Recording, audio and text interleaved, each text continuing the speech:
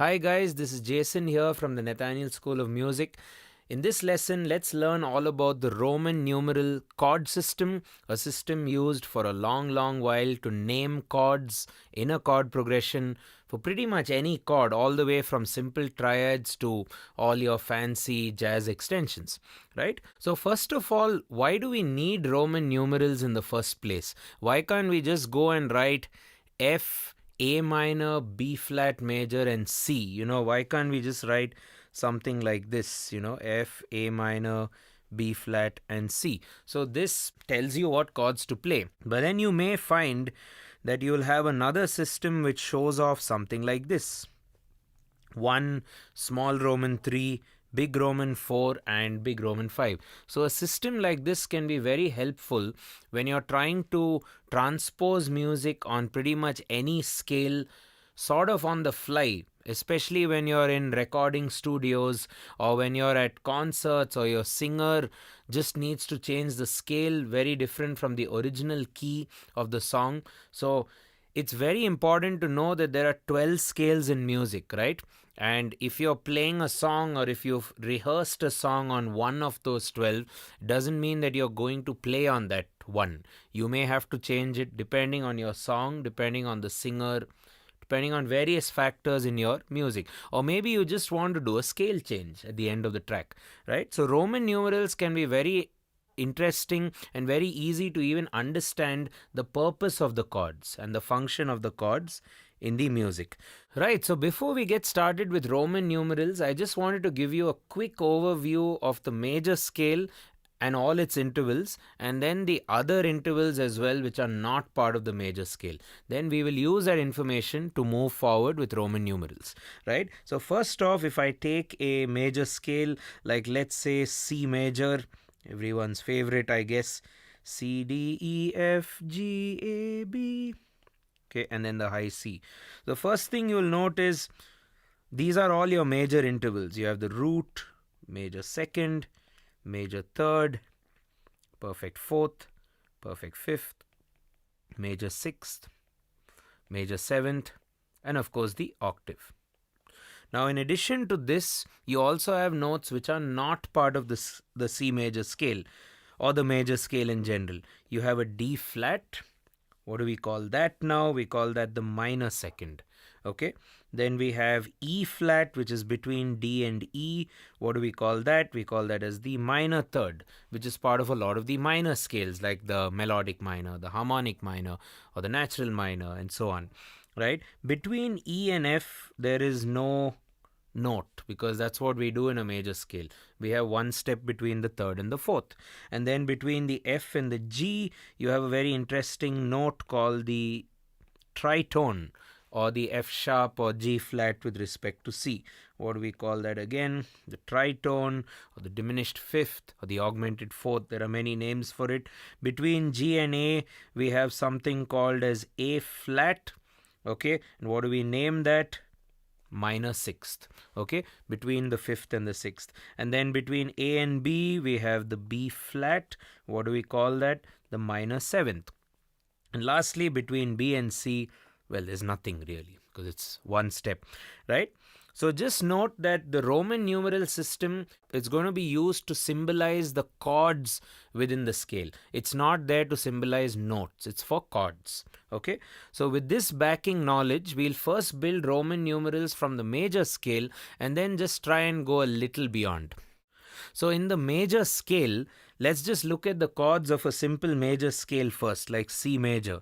We say C major, which is the one major, D minor, E minor, F major, G major, A minor, and the seventh chord is called as B diminished. So now let's try and apply Roman numerals to these particular chords. The C chord is the one chord of the C major scale. So because it is the 1 degree or the 1 function, we give it Roman 1. And it is a big Roman 1. Why big Roman? Because it's a major chord. So whenever you're writing major chords, you use a big Roman 1.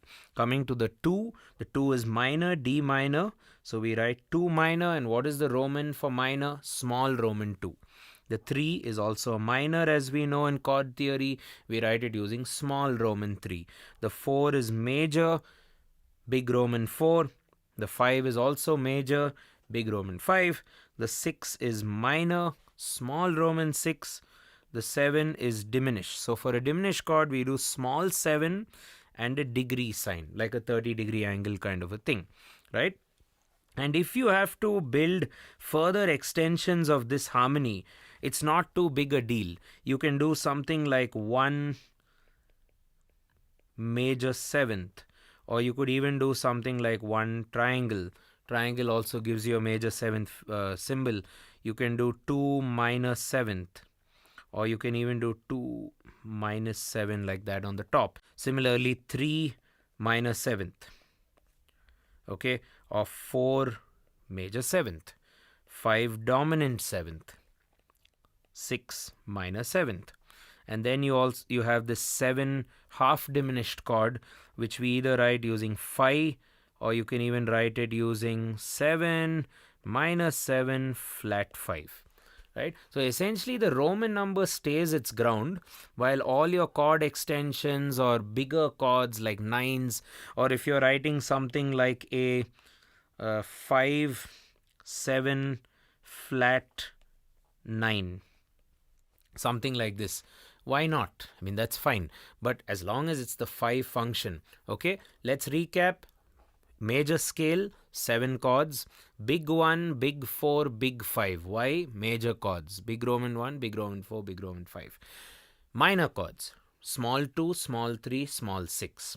Okay, because it's minor, so small Roman. Then you have your diminished chord, which is 7. Right, so let's move on. Now, if you're within the key of the major scale, Roman numbers are sorted. However, what if you want to bring in a chord which is not part of the major scale, just like that, to kind of make it exciting, I guess? Maybe a few secondary dominant chords, or just a few other borrowed chords from other scales perhaps. You just want other chords, you know. So let's say you have a chord progression which I'm using Roman numerals for at the moment. I have the 1, then maybe I have the 3, and normally you'll have a small Roman 3 for minor. In this case, I'm having a big Roman 3, right? And then I have a big 4, and then I want to end with a small 4. So what does the small 4 mean? 4 minor. So the two chords which are actually not part of the major realm are the 3 major and the 4 minor at the end. The 4 minor giving you a nice minor plagal cadence, right? So if I have to play this on the key of something, let's say C major, the chords are going to be C, which is Roman 1 major. It's going to be E major, which is the third. That's how you count it. 3 is the major third. And then you'll have your F major, which is Roman 4. And then you'll have your F minor, which is 4 minor, right? And it's important to note that E major and F minor are not part of the C major domain. So it sounds like this. C major, ba-da-da-da, E major, ba-da-da-da, F major, ba-da-da-da, F minor, ba-da-da, C major, da-da-da-da, 3.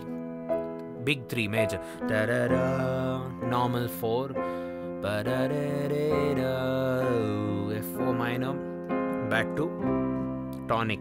Okay, right. So all of these intervals which we use for the current chord progression are still major scale intervals. We use the root, the major third, but a different chord which is non-diatonic to the major scale from the major third. Then we took the perfect 4th major, which is diatonic to the major scale, and perfect 4 minor, which is non-diatonic. However, you could also do something like this. You can do Roman 1.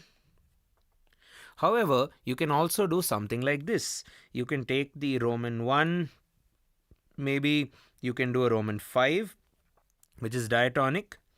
And then maybe you could do something interesting. You could do a 6 flat major.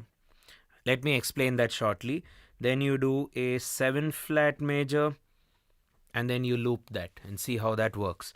So if I have to spell this out for the C major domain, it would be C major, G major, A flat major, and B flat major. Now how do we count that? 6 flat. Major sixth is what again? A. Minor sixth with respect to C, A minus 1, which is A flat. Okay, let's see how that works now. So C major, G major, A flat major, awesome chord, B flat major, and maybe back to C, para, pare,